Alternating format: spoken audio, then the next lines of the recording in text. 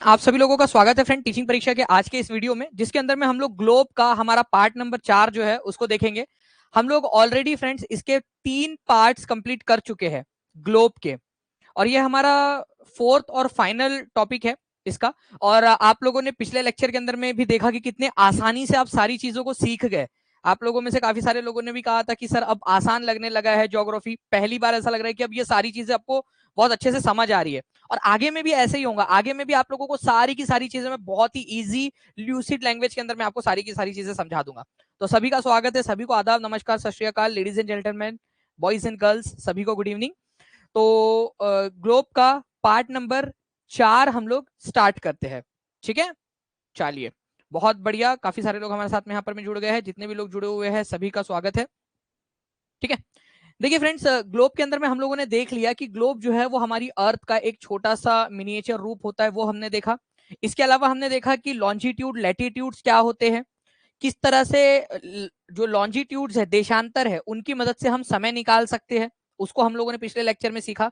I hope आप लोगों ने उसको रिवाइज किया होगा। जितना ज्यादा रिवाइज करोगे उतना ज्यादा जो है आप लोग और अच्छे से करोगे यहाँ पर में।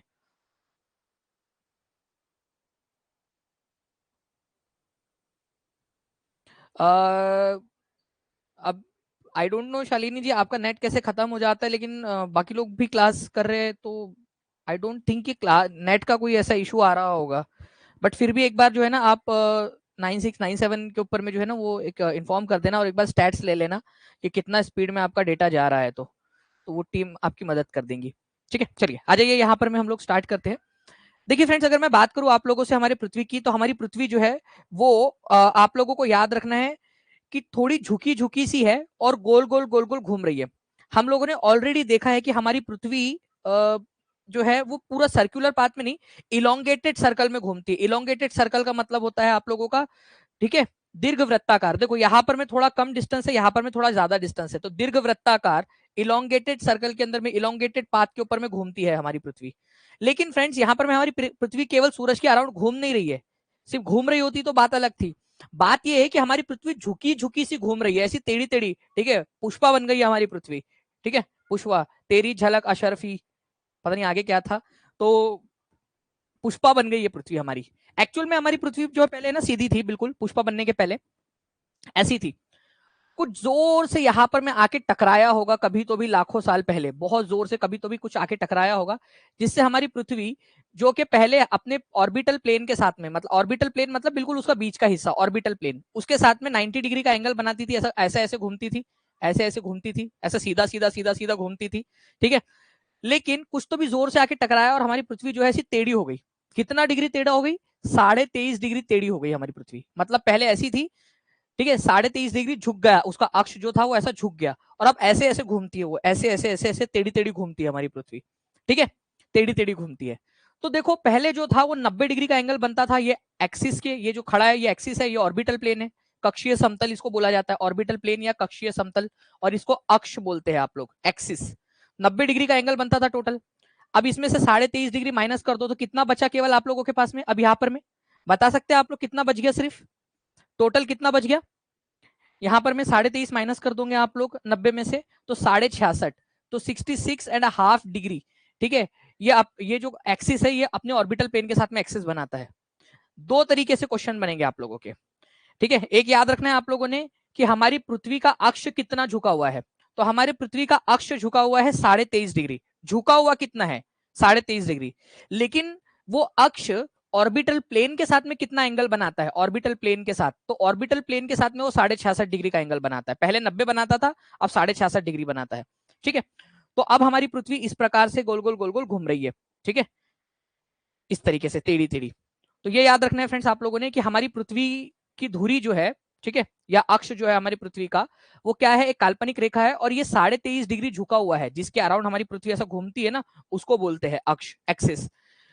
और अपने कक्षीय सतह के साथ में कितना एंगल बनाता है? अपने कक्षीय सतह के साथ में ये 23.5 डिग्री का 66.5 डिग्री का एंगल बनाता है यहाँ पर में 66। ओके, और 23.5 डिग्री झुका हुआ है। तो दोनों पॉइंट आपको समझ में आ गए। अगर आपको बोला जाए कि कक्षीय सतह या ऑर्बिटल प्लेन, जस्ट ये शब्द दिख जाए तो 66.5 लगाना है, और ये शब्द ना हो ऑर्बिटल प्लेन तो 23.5 लगाना है आपने। बस ये एक ट्रिक है, निंजा टेक्निक, जो आप लोग लगा सकते हो एग्जाम के अंदर में। पृथ्वी अपनी धुरी के ऊपर में 23.5 डिग्री झुकी हुई है, ठीक है, लेकिन अपने कक्षीय सतह के साथ में 66.5 डिग्री का एंगल बनाती है। ये अभी मैंने आप लोगों को समझा दिया। ओके, अब इसके कारण क्या होता है, देखिए हमारी पृथ्वी जो है ना फ्रेंड्स, वो गोल गोल गोल गोल घूम रही है। यहाँ पर में आप लोगों ने देखा हमारी पृथ्वी गोल गोल घूम रही है और टेढ़ी टेढ़ी सी घूम रही है। पूरा एक चक्कर लगाने में उसको करीब जो है 365 दिन और 1/4 दिन एक्स्ट्रा लगता है। तो आप लोग ऐसा बोल सकते हो कि पूरा एक चक्कर लगाने में 365 प्लस 1/4 दिन और लगता है। इसी वजह से तो आप हर चौथे साल में एक दिन एक्स्ट्रा जोड़ देते हो ना, तो थोड़ा सा एक्स्ट्रा समय लगता है इसको, 365 और 1/4 एक्स्ट्रा, ठीक है। तो इतना समय लगता है पृथ्वी को एक चक्कर लगाने में, ठीक है। और गोल गोल घूम रही है, साथ ही साथ टेढ़ी टेढ़ी घूम रही है। एक क्वेश्चन था आप लोगों का, अपने अपने कक्षीय समतल पर पृथ्वी के अक्ष का झुकाव कोण कितना है, ठीक है, बताओ जल्दी से। नहीं, आप लोगों का 366 पूरा नहीं लगता है भावना मिश्रा। आपको याद रखना है कि 365 1/4 लगता है, ठीक है, जिसको आप लोग क्या करते हो, एक साल एक्स्ट्रा जोड़ देते हो फरवरी के अंदर में हर चौथे साल में, जिसको लीप ईयर बोलते हो आप लोग, वो भी हम लोग देखेंगे आगे में। तो अपने कक्षीय समतल पर पृथ्वी के अक्ष का झुकाव कितना है आपका, तो ये याद रखना है आप लोगों ने, 66.5 डिग्री है। 66.5 डिग्री क्यों, क्योंकि यहाँ पर मैं आप लोगों को ऑर्बिटल प्लेन ये शब्द आया है, जो मैंने आपसे कहा था ना कि कक्षीय समतल अगर ये शब्द आ जाए तो आप लोगों ने 66.5 डिग्री लगाना है, ठीक है। वेरी गुड, बहुत बढ़िया। देखिए सब इतना इंटेलिजेंट बच्चे हैं, ठीक है, इतनी बढ़िया बैच है, सारे के सारे इंटेलिजेंट बच्चे बढ़िया से आंसर लगा रहे हैं, और क्या चाहिए। तो अब देखो आप लोग, अब समझ गए आप, हमारी पृथ्वी सूरज का चक्कर लगा रही है और साथ ही साथ झुका झुका सा चक्कर लगा रही है। आपको पता है इसी कॉम्बिनेशन के कारण जो है वो सीजन में चेंज देखने के लिए मिलते हैं, जो आपको ऋतु परिवर्तन देखने के लिए मिलता है। कभी गर्मी का मौसम है, कभी ठंडी का मौसम है, कभी बारिश का मौसम है, तो आपको ये देखने के लिए मिलता है इस इन दो फेनोमेनॉन के कारण। कौन से, एक तो पृथ्वी सूरज का चक्कर लगा रही है, और दूसरा कैसे लगा रही है चक्कर, झुकी झुकी सी, 23.5 डिग्री जो है झुकी हुई, अपने उसका एक्सिस 23.5 डिग्री झुका हुआ है, और उस झुकी हुई पृथ्वी के सूरज के गोल गोल चक्कर लगाने के कारण जो है मौसम में परिवर्तन देखने के लिए मिलता है। बट कैसे कैसे होता है ये कैसे काम करता है, अब मैं आप लोगों को वो समझाता हूँ। तो सूरज के अराउंड रिवोल्यूशन और अपने एक्सिस के ऊपर में उसका टिल्ट, ये दोनों मिलकर ऋतु परिवर्तन करते हैं हमारा। जी हाँ बिल्कुल, पुष्पा स्टाइल के अंदर में। अब देखिए यहाँ पर में हम लोग इसके बारे में बात करेंगे फ्रेंड्स कि कैसे होता है। तो सूरज के अराउंड रिवोल्यूशन और अपना अक्ष के ऊपर में उसका झुकाव सीजन के अंदर में चेंज आप लोगों को दिखाता है। ये चीज आप लोगों को पता ही है, हमारे पृथ्वी के ऊपर में जो सबसे बीच वाली जो सर्कल है उसको हम लोग इक्वेटर बोलते हैं, ये सबको पता है ना, विषुवत वृत्त, भूमध्य रेखा या इक्वेटर इसको बोला जाता है, ये पता है ना आपको, ये 0 डिग्री लैटिट्यूड हमने पढ़ा है इसके बारे में। 23.5 डिग्री नॉर्थ के ऊपर में ट्रॉपिक ऑफ कैंसर है, कर्क रेखा, पहले ही लेक्चर के अंदर में हमने देखा था। 23.5 डिग्री साउथ के अंदर में आपका ट्रॉपिक ऑफ कैप्रिकॉन है, मकर रेखा, इसको भी हमने देखा था। ये तीन चीज का काम आएगा अभी आपको आगे में, इसी वजह से मैंने आप लोगों को रिवाइज करा दिया इस चीज को, ठीक है। इसका काम पड़ने वाला है अभी आपको आगे में, क्योंकि इनके कारण ही मतलब पृथ्वी जो झुकी हुई है ना, तो कभी सूरज यहाँ पर में सीधी रोशनी अपनी पड़ता है या गिराता है, या फिर कभी यहाँ पर में तो कभी यहाँ पर में, तो इस तरीके से होता है। अभी आपको बताता हूँ मैं। देखिए फ्रेंड्स, अगर हम लोग बात करें हमारी पृथ्वी की, तो हमारी पृथ्वी ऐसी झुकी हुई है और गोल गोल घूम रही है। आप ना एक यहाँ पर में फोकस कीजिए, थोड़ा सा फोकस कीजिए आप लोग अगर देखोगे फ्रेंड्स एक चीज को, तो यहाँ पर में ये डॉट जो दिख रहा है ना, इसके ऊपर फोकस कीजिए, आप ये डॉट के ऊपर में फोकस कीजिए। आई होप आपको दिखाई दे रहा होगा, ये देखो अपनी पोजीशन वो चेंज कर रहा है, आप देखते रहिए उसको, ठीक है। बस आप लोग उसको देखते रहिए। देखिए अभी बीच में पड़ रहा है इक्विनॉक्स में, देखिए धीरे धीरे धीरे धीरे नीचे की तरफ में आ रहा है, देखिए नीचे में आ गया वो डॉट, जहां डॉट है वहां सूरज की सीधी किरणें पड़ रही है, आप देखते जाइए उसको बस आराम से। ओके, इस तरीके से पृथ्वी जो है वो झुकी हुई है हमारी और गोल गोल चक्कर लगा रही है। तो सूरज की जो किरणें हैं वो अलग अलग जगह पे पड़ती है अलग अलग समय काल के अंदर में। आपको पूरा अच्छे से एक्सप्लेन करता हूँ मैं। आप देखेंगे यहाँ पर में, देखिए फिर ये ऊपर की तरफ में जा रहा है, और यहाँ पर में आप देखोगे इस तरीके से फिर ये बीच में आ गया इक्विनॉक्स में, विषुव के ऊपर में। पूरा ठीक से एक्सप्लेन करूंगा, डोंट वरी। 21 जून को क्या होता है, 21 जून के दिन हमारे सूरज की जो किरणें हैं वो सीधी ट्रॉपिक ऑफ कैंसर के ऊपर में पड़ रही होती है, कर्क रेखा के ऊपर में। 21 जून के दिन, ये याद रखना है आप लोगों ने, सीधा इस प्रकार से हमारी पृथ्वी का जो नॉर्थ पोल है वो सूरज की तरफ में झुका हुआ होता है 21 जून को। आप लोगों को दिखा देता हूं मैं, ठीक है। ये यहाँ पर में जब पृथ्वी आएगी तो आप देखना, यहाँ पर में उसको मैं वहां रोक दूंगा, ठीक है। आप लोग देख सकते हो इस समय काल के अंदर में पृथ्वी जो है, पृथ्वी का ये आप देखोगे, ये साउथ पोल है और ये नॉर्थ पोल है। तो कौन सा वाला हिस्सा जो है आप लोगों को जो है वो झुका हुआ दिख रहा है, बता सकते हो आप लोग, कौन सा हिस्सा आपको झुका हुआ दिख रहा है। जूम नहीं होगा ना ये, ठीक है, कोई बात नहीं। तो ये आप देख सकते हो फ्रेंड्स कि ये नॉर्थ वाला जो हिस्सा है ना आप लोगों का, उत्तरी गोलार्ध, ये सूरज की तरफ में झुका हुआ है समर सोल्स्टिटाइज में। ये आप लोगों का 21 जून की स्थिति है, 21 जून की। और इस समय काल के अंदर में क्या होता है, सूरज की जो सीधी किरणें हैं ये कर्क रेखा पर पड़ रही होती है। जो कर्क रेखा है आप लोगों की, इसके ऊपर में सीधी 90 डिग्री पड़ती है। इसी वजह से उत्तरी गोलार्ध के अंदर में गर्मी का मौसम होता है इस समय में। उत्तरी गोलार्ध में गर्मी का मौसम होता है 21 मतलब उस समय काल के अंदर में। तो 21 जून सूरज की सीधी किरणें ट्रॉपिक ऑफ कैंसर पर कर्क रेखा पर पड़ रही होती है। उत्तरी गोलार्ध या उत्तरी ध्रुव जो है आपका सूरज की तरफ में झुका हुआ है 21 जून के समय में, ये याद रखना है। ओके, उत्तर वाला। और ट्रॉपिक ऑफ कैंसर भी उत्तरी गोलार्ध में ही है। तो ये उत्तरी ध्रुव और उत्तरी गोलार्ध सूरज की तरफ में झुका हुआ है। इसी वजह से आप लोग देखते हो कि उत्तरी गोलार्ध में गर्मी का मौसम है। और ये जो ट्रॉपिक ऑफ ये यहाँ पर मैं जो आर्कटिक सर्कल है आपका, ये वाला जो सर्कल है आर्कटिक सर्कल, ये आप देखोगे कि पूरा का पूरा, चाहे पृथ्वी पूरा गोल गोल घूम भी जाए, आप खुद ही सोचिए। यहाँ पर मैं आप देखिए, देखिए यहाँ रात हो ही नहीं रही है ऊपर में। ये वाला सर्कल में देखिए आप, ये वाले सर्कल में, इस वाले सर्कल में आप देखो, आपको रात होते हुए दिख रही है क्या वहां पर में? पृथ्वी गोल घूम रही है लेकिन फिर भी आपको रात होते हुए नहीं दिख रही, वहां दिन ही दिख रहा है आपको। तो उत्तरी गोलार्ध में मतलब कि आर्कटिक सर्कल के पास में 6 महीने तक दिन रहता है इस समय काल के अंदर में। 6 महीने यहाँ से मतलब इसके आसपास में 6 महीने तक दिन रहता है, पूरा लगातार दिन, सिर्फ दिन दिन दिन। तो ट्रॉपिक ऑफ कैंसर के ऊपर में सीधी रेखाएं पड़ती है और आर्कटिक सर्कल के पास वाले एरिया में 6 महीने का दिन रहता है इस समय काल के अंदर में। ये याद रखना है आप लोगों ने। इसी पोजीशन को समर सोल्स्टिटाइज कहते हैं, ये याद रखेंगे आप लोग, समर सोल्स्टिटाइज। ठीक है, हिंदी में इसको कहते हैं उत्तर अयनांत, क्योंकि उत्तरी गोलार्ध सूरज की तरफ में झुका हुआ है, इसी वजह से इसको उत्तर अयनांत कहा जाता है। उत्तर अयनांत, समर सोल्स्टिटाइज। ठीक है, समर सोल्स्टिटाइज, ये याद रखना है आप लोगों ने।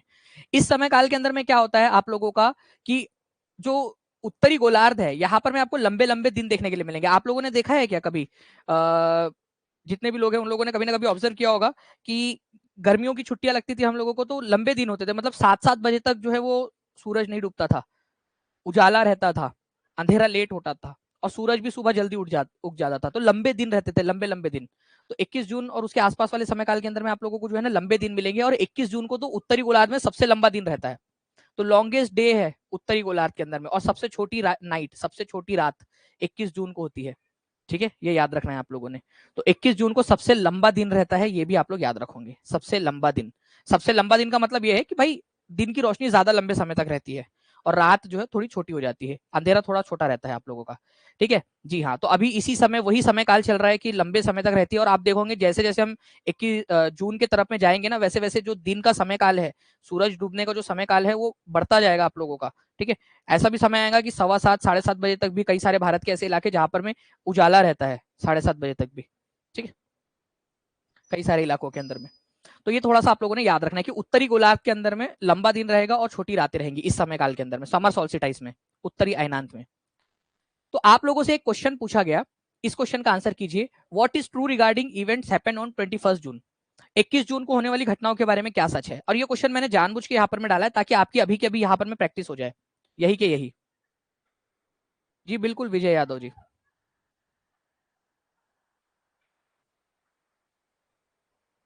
21 जून को क्या होता है? Sun shine directly over tropic of Capricorn, मकर रेखा के ऊपर में चमकता है सूरज सीधा।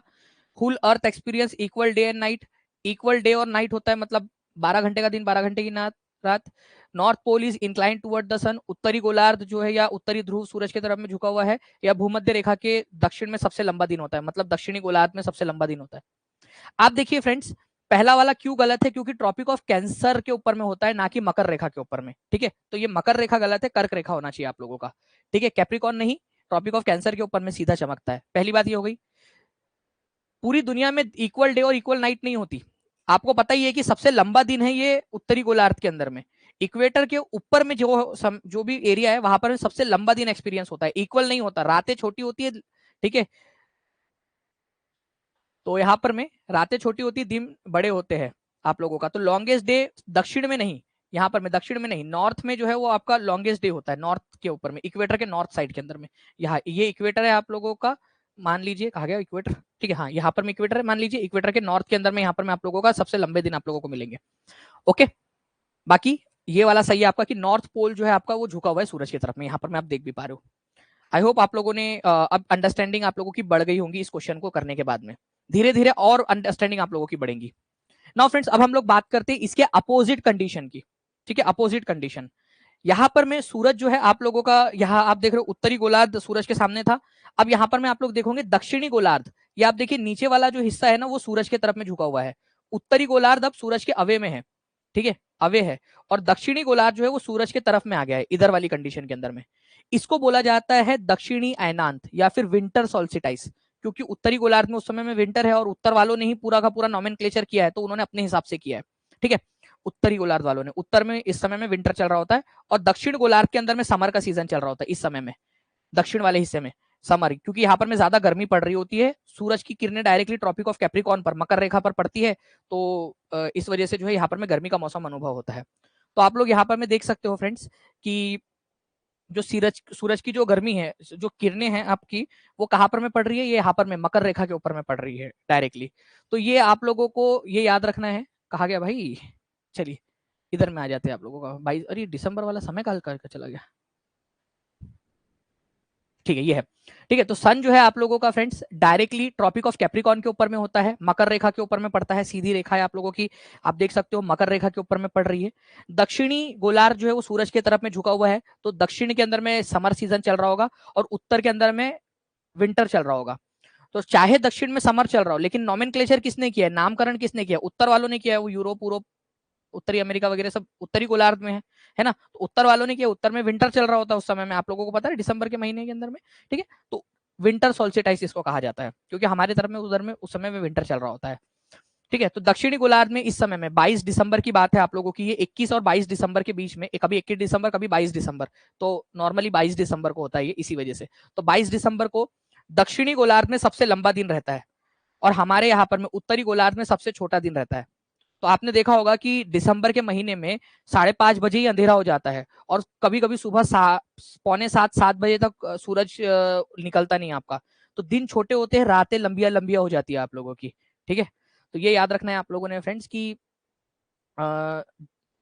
दक्षिणी अयनांत या फिर विंटर सोल्स्टिस के समय में 22 दिसंबर के समय के आसपास में सूरज की किरणें सीधी मकर रेखा पर पड़ रही होती है। दक्षिणी गोलार्ध में गर्मी का मौसम होता है, उत्तरी गोलार्ध के अंदर में ठंड का मौसम होता है, ये याद रखना है। दक्षिणी गोलार्ध में लंबे दिन रहेंगे और उत्तरी गोलार्ध के अंदर में छोटे दिन रहेंगे, ये याद रखेंगे आप सभी लोग। ठीक है, तो ये इंपॉर्टेंट है, याद रखना है आप सभी लोगों ने। इंपॉर्टेंट है। 21 जून और 22 दिसंबर का कंपैरिजन आप लोग देख सकते हो। समर सोल्स्टिस उत्तरी अयनांत, सीधी रेखा कहाँ पड़ रही है, मकर रेखा के ऊपर में, उत्तरी गोलार्ध के अंदर में गर्मी का मौसम है। और वही अगर मैं बात करूं आप लोगों से फ्रेंड्स यहाँ पर में, ठीक है, विंटर सोल्स्टिस के समय में 22 दिसंबर को सूरज की सीधी किरणें जो है वो दक्षिणी गोलार्ध के अंदर में, दक्षिणी गोलार्ध जो है वो सूरज की तरफ में गिरा होता है और मकर रेखा के ऊपर में सीधी किरणें पड़ रही होती है विंटर सोल्स्टिस के समय में। आई होप कि आप लोग जो है दोनों का कंपेरिजन अब यहाँ पर में देख पा रहे होंगे। ठीक है, और समझ भी रहे होंगे कि हो क्या रहा है। और इसी वजह से आपको सीजन में चेंज देखने के लिए मिलते हैं, कभी गर्मी का मौसम होता है, कभी ठंडी का मौसम होता है। ठीक है, तो ये एक हो गया आप लोगों का हिस्सा। नाउ फ्रेंड्स, अब ऐसा भी समय आता है जब सूरज जो है उसकी किरणें डायरेक्टली आपकी इक्वेटर पर पड़ रही होती है, ये यहाँ पर में डायरेक्टली इक्वेटर के ऊपर में। आप देखिए, एक समय ऐसा आया जब कर्क रेखा के ऊपर में पड़ रही है सूरज की किरणें समर सोल्स्टिस में, एक समय ऐसा आता है जब मकर रेखा पर पड़ रही होती है विंटर सोल्स्टिस, है ना। लेकिन 2 बार ऐसा भी समय आता है जब सूरज की किरणें डायरेक्टली आप लोगों को कहां पर में, इक्वेटर, ये जो बीच वाली लाइन आपको दिखाई दे रही है ना, इक्वेटर, उसके ऊपर में पड़ती हुई दिखाई देंगी आपको डायरेक्टली इक्वेटर के ऊपर में डायरेक्टली। ऐसा होता है आपका 21 मार्च और 23 सितंबर को। ठीक है, 21 मार्च और 23 सितंबर, ये 2 दिन ऐसे हैं जब आप लोगों की सूरज की किरणें डायरेक्टली विषुवत व्रत या इक्वेटर के ऊपर में पड़ती है। और यही वो पोजीशन है आप लोगों की जब कोई भी पोल, ना तो नॉर्थ पोल सूरज की तरफ में झुका हुआ है, ना ही साउथ पोल, बिल्कुल ऐसा लगता है कि बिल्कुल बीच, दोनों के बीचों बीच के अंदर में यहाँ पर में सूरज की किरणें पड़ रही है बीचों बीच में। तो कोई भी पोल सूरज की तरफ में नहीं झुका हुआ होता है इस समय काल के अंदर में। ओके, तो इसी वजह से क्या होता है कि भाई पूरी की पूरी दुनिया जो है, पूरी की पूरी अर्थ जो है वो इक्वल डे और इक्वल नाइट अनुभव करती है। मतलब पूरे दुनिया में 12 घंटे का दिन और 12 घंटे की रात होती है, क्योंकि कोई भी हिस्सा पृथ्वी का सूरज की तरफ में नहीं झुका हुआ है।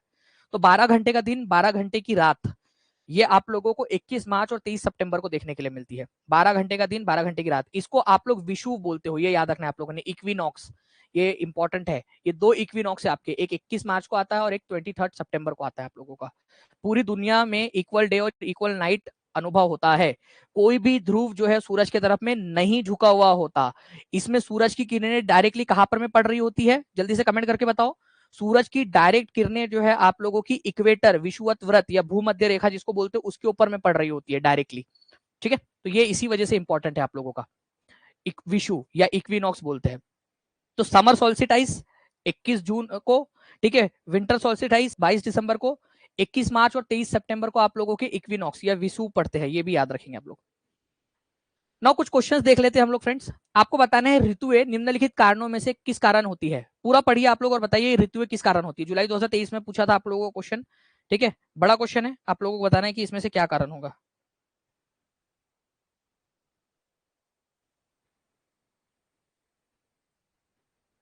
ऋतुएं निम्नलिखित कारणों में से किस कारण से होती है। जो सबसे बेस्ट आंसर होगा वो आप लोगों को लगाना है, जो सबसे सुटेबल आंसर होगा। सर्कल ऑफ इल्यूमिनेशन का कोई लेना देना नहीं है। सर्कल ऑफ इल्यूमिनेशन आप लोगों को पता है फ्रेंड्स, डे और नाइट की वजह से होता है। ठीक है, तो सर्कल ऑफ इल्यूमिनेशन तो कुछ यहाँ पर में है ही नहीं, इसका लेना देना यहाँ पर में, ये डे और नाइट के लिए है। Okay, axis of earth makes an angle of 66.5 with orbital plane. अपने एक्सिस के साथ में वो 66.5 का एंगल बनाती है अपने ऑर्बिटल प्लेन के साथ में। ठीक है, तो अकेला ये वाला कारण नहीं है, ये कारण नहीं है अकेला। ठीक है, tropic of Capricorn receive direct rays of the sun falling vertically at 23.5 south. ये होता है लेकिन केवल एक समय होता है, 22 दिसंबर को आप लोगों का केवल एक ही समय होता है। ये बोल रहा है ऋतुएं जो चेंज होती है उसका कारण क्या है। उसका कारण है पृथ्वी का गोल गोल घूमना सूरज के अराउंड में। ठीक है, और इंक्लिनेशन के साथ घूमना, मतलब कि झुका झुका सा घूमना।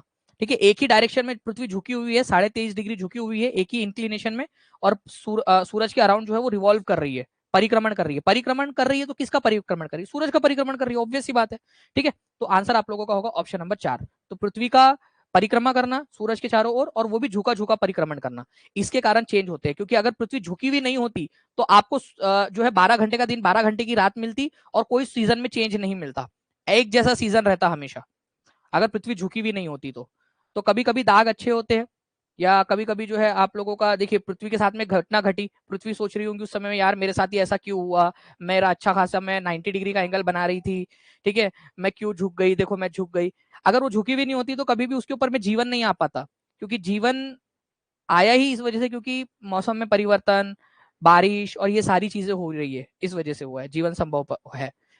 ठीक है, अदरवाइज जीवन संभव नहीं हो पाता। तो कभी कभी कुछ चीजें जब हमारे साथ में होती है ना, तो एक्चुअल में उस समय हमें नहीं पता होता, बट बाद में भगवान ने हमारे लिए कुछ सोचा हुआ होता है। ठीक है, इस चीज से हम ये समझ सकते हैं। चलो, तो आंसर आप लोगों को ऑप्शन नंबर 4 हो जाएगा इसके इसमें। North pole is incline toward the sun on, उत्तरी ध्रुव का झुकाव सूर्य की ओर कौन से तारीख को हो सकता है आपके हिसाब से।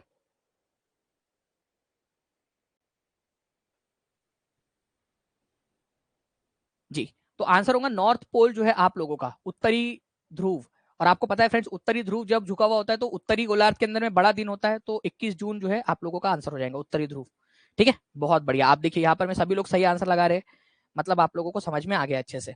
नेक्स्ट क्वेश्चन की तरफ में आगे बढ़ते हैं आप लोगों का। What is true regarding event happen on 21 जून। अच्छा चलो कोई बात नहीं, वापस से ही सही तो वापस से ही सही, लेकिन आंसर लगा दो आप लोग लगाओ ताकि आपको याद हो जाए। अब आप लोगों की अंडरस्टैंडिंग बढ़ गई होंगी, ज्यादा अच्छे से आप लोग कर पाओगे अब आंसर, क्योंकि आप लोगों ने तो अब सारा ही पढ़ लिया। अंडरस्टैंडिंग के साथ लगाओ, ऑप्शंस को एलिमिनेट करो अपने दिमाग में। Sun shine directly over tropic of Capricorn.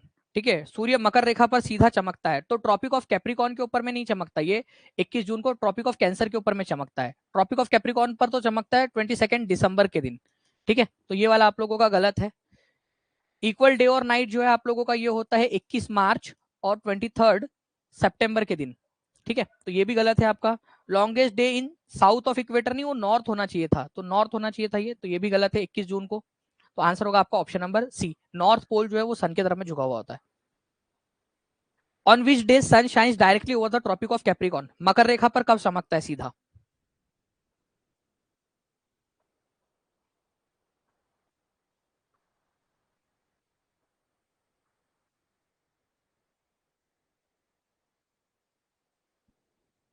Answer होगा आप लोगों का फ्रेंड 22 दिसंबर, करेक्ट। ओके, चलिए बहुत बढ़िया। Now what is true regarding equinox, Vishu या इक्विनॉक्स के बारे में कौन सी वाली बातें सही है यहाँ पर में? तो यह 23 जून को होता है, कोई भी ध्रुव सूरज की ओर झुका नहीं होता है, दक्षिणी गोलार्ध में सबसे छोटी रात होती है, सूर्य कर्क रेखा पर लंबवत चमकता है या फिर perpendicular directly tropic of Cancer के ऊपर में चमकता है? बताओ। पहली बात तो 23 जून कोई मतलब ही नहीं है इसका आप लोगों का, 23 जून वाला तो इसको तो काट ही दो आप लोग। ठीक है, इक्विनॉक्स जो है वो 21 मार्च और 23 सितंबर को होता है। दक्षिणी गोलार्ध सबसे छोटी रात होती है। आपको पता है इक्विनॉक्स को इक्विनॉक्स बोला ही इसलिए जाता है क्योंकि 12 घंटे का दिन 12 घंटे की रात होती है, इक्वल डे इक्वल नाइट। तो छोटा दिन और छोटी रात का तो सवाल ही पैदा नहीं होता इक्विनॉक्स के समय में, तो ये भी नहीं हो सकता। और सूरज जो है वो कर्क रेखा पर नहीं, इक्वेटर के ऊपर में, भूमध्य रेखा के ऊपर में डायरेक्टली या फिर विषुवत व्रत के ऊपर में डायरेक्टली चमकता है, कर्क रेखा पर नहीं चमकता है इक्विनॉक्स के समय में, तो ये भी एलिमिनेट हो गया। तो कोई भी ध्रुव सूरज की ओर झुका नहीं होता और डायरेक्टली सूरज की किरणें जो है इक्वेटर के ऊपर में डायरेक्टली पड़ती है, इसी वजह से आप लोगों का आंसर हो जाएगा ऑप्शन नंबर बी। ठीक है, तो ऐसे आप लोगों ने करना है। ठीक है, इंपॉर्टेंट है, एग्जाम के अंदर में आप लोगों से पूछा जा सकता है, तो be ready for this question as well. ठीक है सर, मेरा पीएस टेट में 101 नंबर आया है, एसएसटी में। चलो बहुत बढ़िया कमलजीत जी, कॉन्ग्रेचुलेशन आपको, ऐसे ही आप करते रहिए आगे में भी। ठीक है, चलिए आगे में सीटेट के अंदर में कोशिश करनी है कि 60 में से 60 लेकर आए आप ना। एक इस क्वेश्चन का आंसर कीजिए आप लोग, कोशिश करो कि अच्छे से समझ के अंडरस्टैंडिंग के साथ में आंसर करें आप लोग।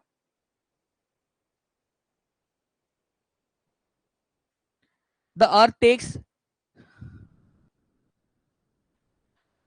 365 by 360 1/4 day to revolve around the sun. The axis of earth, which is an imaginary line, makes an angle of 23.5 degree with its orbital plane. अपने कक्षीय समतल के साथ में 23.5 डिग्री का एंगल बनाता है। कोशिश करो आंसर करने की।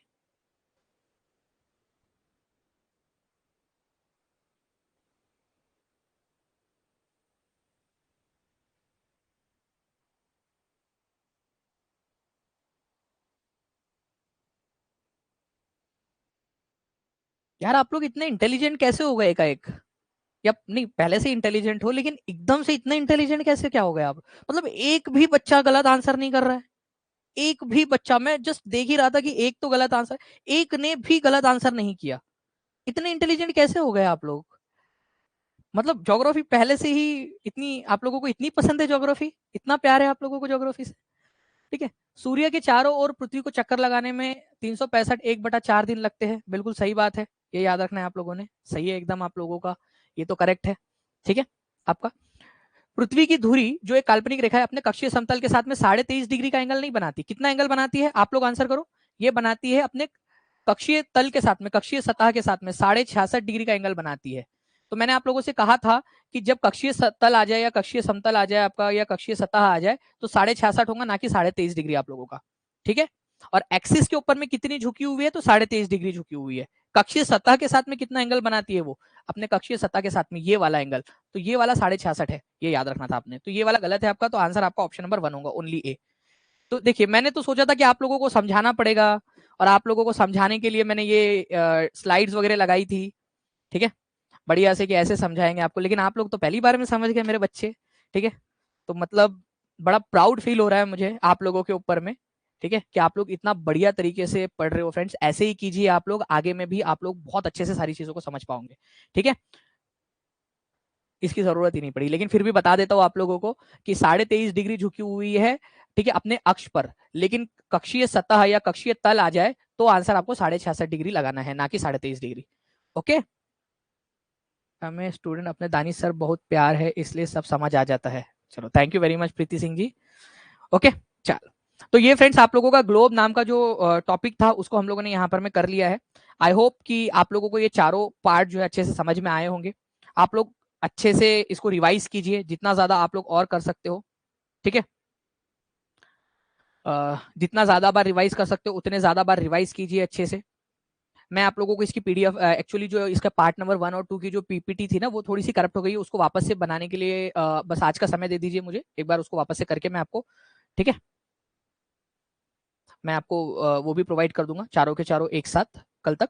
ठीक है, बाकी मिलते हैं हम लोग हमारे नेक्स्ट लेक्चर के अंदर में, तब तक के लिए thank you very much friends, और कॉन्ग्रेचुलेशन इतना अच्छा से पढ़ने के लिए। मास्टर कैडर की तैयारी में हेल्प चाहिए तो एक बार जो है ना आप जो नंबर है, ठीक है, आई थिंक आपका 7611101101 उसके ऊपर में ना रजिस्ट्रेशन करा दो कमलजीत कौर जी, उनके ऊपर में मतलब बता दीजिए उनको, तो जितने भी बच्चे हैं मास्टर कैडर वाले